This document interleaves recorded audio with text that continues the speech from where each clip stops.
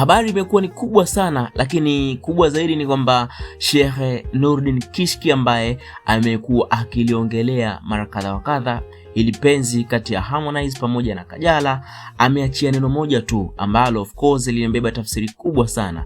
Amesema tu astaghfirullah. Sasa hebu ngoja ukae vizuri, lakini pia nikukumbusha jambo moja kabla sijaendelea na story hii kutoka kwa Sheikh Nurdin, kwamba kama bado hujasubscribe katika channel yetu, basi bonyeza sasa neno subscribe ili ukaweze kujihakikishia kwamba unakuwa fan namba 1 na unakuwa mtu wa kwanza kabisa kupata notification zote punde tu tunapo drop video mpya hapa ndani.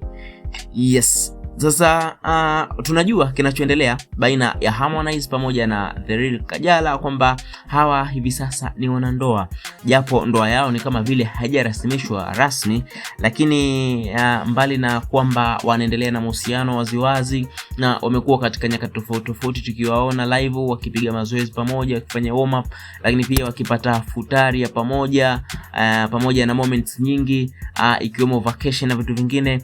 Lakini Sheikh Nurdin katika mahojiano yake na waandishi wa habari aliishia tu kusema astaghfirullah alipoulizwa kuhusiana na uhalali wa ndoa ama mapenzi kati ya Harmonize pamoja na Kajala. Sasa hatujajua kwa undani zaidi ni kwamba Sheikh amemaanisha nini kuhusiana na hichi ambacho amekisema, lakini wewe kama shabiki tuandikie maoni yako. Huenda maybe Sheikh Nurdin alikuwa ana maana gani kuhusiana na hiki ambacho amekisema?